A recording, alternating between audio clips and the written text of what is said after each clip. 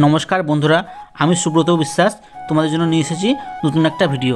এটা হচ্ছে মুর্শিদাবাদ জেলার ডাহাপাড়া ধাম, যেখানে রয়েছে প্রভু জগৎবন্ধু সুন্দরের অপূর্ব সুন্দর এক মন্দির।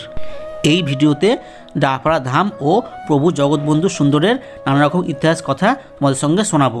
তো তোমরা বন্ধুরা প্লিজ ভিডিওটা স্কিপ না করে পুরোটা দেখার চেষ্টা করো, আশা করি তোমাদের খুব ভালো লাগবে।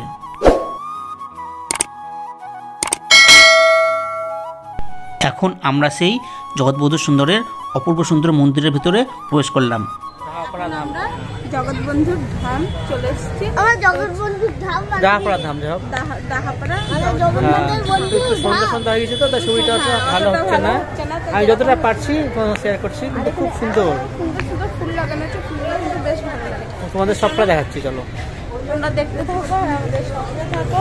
এই ডাহাপাড়া প্রভু জগৎবন্ধু সুন্দর ধাম, যেখানে রয়েছে মুর্শিদাবাদ জেলার সর্বোচ্চ মন্দির। হাজার দুয়ারির উত্তর পশ্চিম দিকে আর ভাগীরথী নদীর পশ্চিম পাড়ে প্রভু জগৎবন্ধুর জন্মভিটায় অবস্থিত 118 ফুট উঁচু এই অপূর্ব মন্দিরটি 2000 থেকে 2003 সালে নবকলেবরে নির্মাণ করা হয়েছে।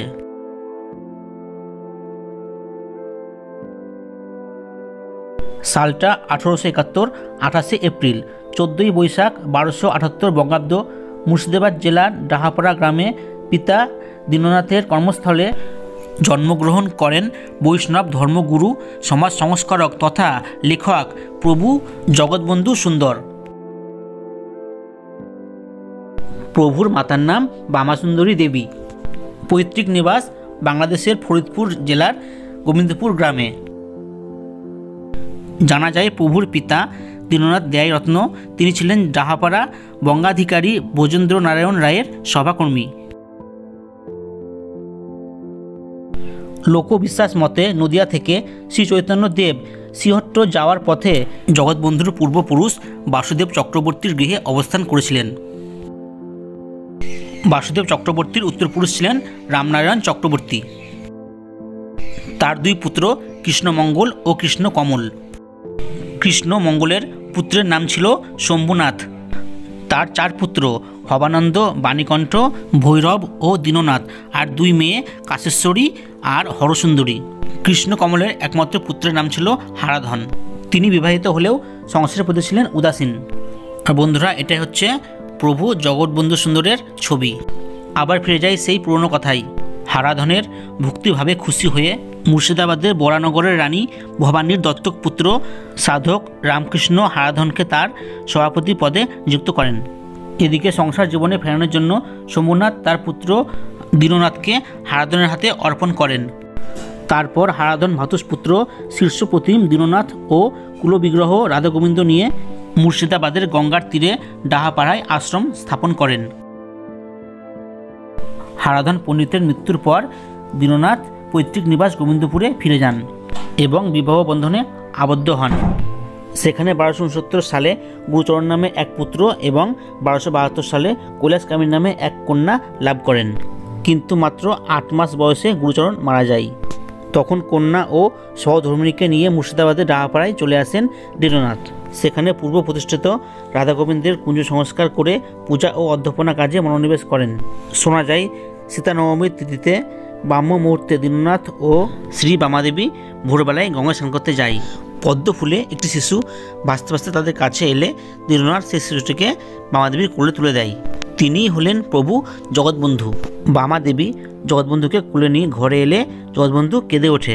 তখন তারা বলেন, আমাদের ছেলে হয়েছে। দর্শনার্থীরা এলেন, কিন্তু কোনোরূপ প্রসূতির লক্ষণ দেখতে পেলেন না বামাদেবীর মধ্যে। দীননাথের স্ত্রী কখনো গর্ভবতী হয়নি এই বলেই প্রচলিত। এরপরে খুব কম বয়সেই বামাদেবী পরলোক গমন করায় পিতা দীননাথ জগৎবন্ধুকে নিয়ে ফরিদপুরের ব্রাহ্মণখান্ডা গ্রামে স্থায়ীভাবে বসবাস স্থাপন করেন। সেখানে জগৎবন্ধুর বাল্য বিধবা জাতত বোন দিগম্বরী দেবী নিজের ছেলের মতো তাকে লালন পালন করতে থাকে। কৈশোরেই নামকীর্তন ও ভগবত পাঠ শুনলেই তিনি ভাবাবিষ্ট হয়ে পড়তেন। তার ইচ্ছা ছিল 4টি মহাদেশেই সমানভাবে ধর্ম সংস্থাপন করবেন। অন্তজ ও অস্পৃশ্যদের প্রতি ছিল তার অসাধারণ করুণা। সামাজিক নির্যাতনে অতিষ্ঠ হয়ে ফরিদপুরের বুনো ব্যক্তিরা কৃষ্ণ ধর্ম গ্রহণে আগ্রহী হলে তাদের উপদেশ দানে নিবৃত্ত করে হরিভক্ত সম্প্রদায়ে পরিণত করেন তিনি। এছাড়াও কলকাতার রামবাগান অঞ্চলে বসবাসকালে ডোমদের নাম সংকীর্তন ও বৈষ্ণব আচার আচরণে উদ্বুদ্ধ করতেন। এরপর পরবর্তীতে প্রভু যখন বাংলার এই ডাহাপাড়াতে আসেন তখন এই অঞ্চল জঙ্গলাকীর্ণ ছিল। তখন এই জঙ্গলে কীর্তন করতে করতে চালতা রানী অর্থাৎ চালতা গাছের দর্শন পান। প্রভু তাকেই বলেন তিনি এখানে শ্রীঅঙ্গন প্রতিষ্ঠা করবেন। আসলে চালতা রানীকে তিনি দেখেছিলেন যোগমায়া রূপে, যিনি ভগবানের সাথে যুক্ত করে দেন ভক্তকে। এখনও ডাহাপাড়া ধামে দেখা যায় চালতা গাছ, যা আজও পূজনীয়। প্রভু জগৎবন্ধু সুন্দর ধর্মপ্রচারের সাথে সাথে রচিত করে গেছে দুর্মূল্য কিছু বৈষ্ণব ধর্মীয় সঙ্গীত বা কীর্তন সম্পর্কিত উল্লেখযোগ্য কিছু গ্রন্থ, যা হলো হরিকথা, চন্দ্রপাঠ ও ত্রিকাল। আধ্যাত্মিক জীবনের শেষের দিকে তিনি শ্রীধাম শ্রী অঙ্গনের একটি নির্জন কক্ষে দীর্ঘ 16 বছর 8 মাস গম্ভীরা লীলায় নিমজ্জিত ছিলেন।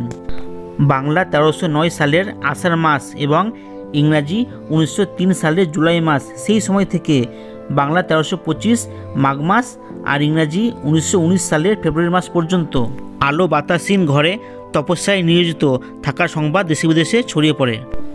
মাত্র 50 বছর বয়সে বাংলা 1328 সালের আশ্বিন মাসের 1 তারিখে ইংরাজি 1921 সালের 17 সেপ্টেম্বর তিনি লীলা সংবরণ করে মহাপ্রয়াণের পথে যাত্রা করেন। এই ছিল প্রভু জগৎবন্ধু সুন্দরের ইতিহাস। তো তোমরা শুনলে আর কেমন লাগলো প্লিজ কমেন্ট করে জানাবে। বৈশাখ মাসে এখানে বড় উৎসব হয়, তো সেটা এখন বলছি না, ওটা পরে বলবো। যাই হোক, তো এই ভিডিওটা কিছু বললাম না। আর বন্ধু দেখতে পেলা এই মন্দিরটা কত সুন্দর সাজানো গোছানো, কত রকমের ফুল গাছ ইত্যাদি সাজানো আছে। তো সেটা তোমাদের সঙ্গে আরেকবার শেয়ার করছি। দেখো বন্ধুরা, এই দেখো, আর এখানে গোলাপ ফুল আছে বড় বড়, মানে গোলাপ ফুলের কালারগুলো এত সুন্দর আর সাইজও খুব বড়। তো আমাদের দেখতে তো খুব ভালো লাগছিলো, যদিও অন্ধকার অতটা ভালো দেখতে পাচ্ছিলাম না, তবুও যতটা পেরেছি আমরা শেয়ার করেছি তোমাদের সঙ্গে, তোমাদেরকে দেখানোর জন্য। দেখো বন্ধুরা, খুব ভালো লাগবে তোমাদেরও। তোমাদের সঙ্গে আর একটা কথা বলে রাখি বন্ধুরা, তোমরা এই ডাহাপাড়া ধামে আসবে কী করে? তোমরা যদি শিয়ালদা থেকে আসো, তা শিয়ালদা থেকে শিয়ালদা টু লালগোলা যে ট্রেনগুলো আছে সেই ট্রেনগুলো উঠবে। তো সেখান থেকে নামবে হচ্ছে তোমরা মুর্শিদাবাদ স্টেশন থেকে টোটো করে চলে আসবে লালবাগ সদরঘাট। সেই ঘাট পার হয়ে আবার টোটো করে বসে যাবে ডাহাপাড়া ধাম। আর যদি তোমরা হাওড়া হয়ে আসো, তা হাওড়া টু আজিমগঞ্জ চলে আসবে, আজিমগঞ্জ থেকে টোটো করে চলে আসতে পারো ডাহাপাড়া ধাম। আর একটা কথা, যদি এক্সপ্রেস ট্রেন না হয় তাহলে আজিমগঞ্জের আগে একটা হল্ট আছে, সেটা হচ্ছে ডাহাপাড়া হল্ট। তো সেখানে নেমে সেখান থেকে একবারে অনেকটাই কাছে। তো এইভাবে তোমরা আসতে পারো ডাহাপাড়া ধাম, যেটা হচ্ছে মুর্শিদাবাদের সর্বোচ্চ মন্দির। আর খুব সুন্দর শান্তশিষ্ট পরিবেশ, একদিনের জন্য খুব সুন্দর একটা ট্যুর হয়ে যাবে বন্ধুরা। এই ধামে একবার আসলে তা বুঝতে পারবে না যে সময় কীভাবে কেটে যাচ্ছে, মানে এতটা ভালো লাগবে তোমাদের এখানটায়, এটা আমি বলতে পারি। তো আর কিছু বললাম না বন্ধুরা, পারলে এসো, তাহলে তোমাদেরও খুব ভালো লাগবে। দেখো বন্ধুরা, রাত্রি হয়ে গেছে আর দেখো লাইটও জ্বলে দিয়েছে।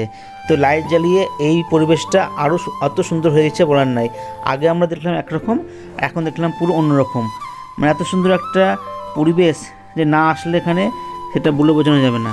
তো আমাদের তো খুব ভালো লেগেছে, আমরা এখানে খুব এনজয় করেছি, আর তোমাদের সঙ্গে সেটা শেয়ার করতে পেরে আমাদেরও খুব ভালো লাগছে আজকে। জয় প্রভু জগৎবন্ধু সুন্দরের জয়।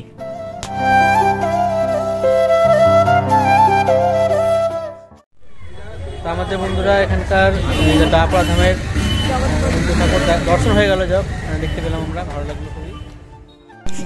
এবারে আমরা জগৎবন্ধু সুন্দরের মন্দির থেকে আমরা বাইরের দিকে চলে এসেছি। দেখো বন্ধুরা, আর রাস্তার ধারে কত ভিড় দেখো, আর অন্ধকারও হয়ে গেছে, তাই না? রাস্তায় প্রচণ্ড ভিড়, কত লোকজন দেখো। আমরা ভিড়ের মধ্যে দিয়ে সামনে এগোচ্ছি, কেননা আমাদের বাইকটা সামনেখানে রাখা আছে। আগে অনেক ভিড় ছিল বলে আমরা সামনে রাখতে পারিনি, ওই জন্য একটু দূরে রেখেছি। আর চলো এবার বাইকের কাছে। এখান থেকে আমরা ঘাট পার হয়ে উঠবো হচ্ছে লালবাগ সদরঘাট। তো সেখান থেকে আমরা যাব সয়দাবাদ আমাদের বাড়িতে। তো বন্ধুরা, তোমার কেমন লাগলো প্লিজ কমেন্ট করে জানিও, এটাই বলবো। সবাই ভালো থেকো।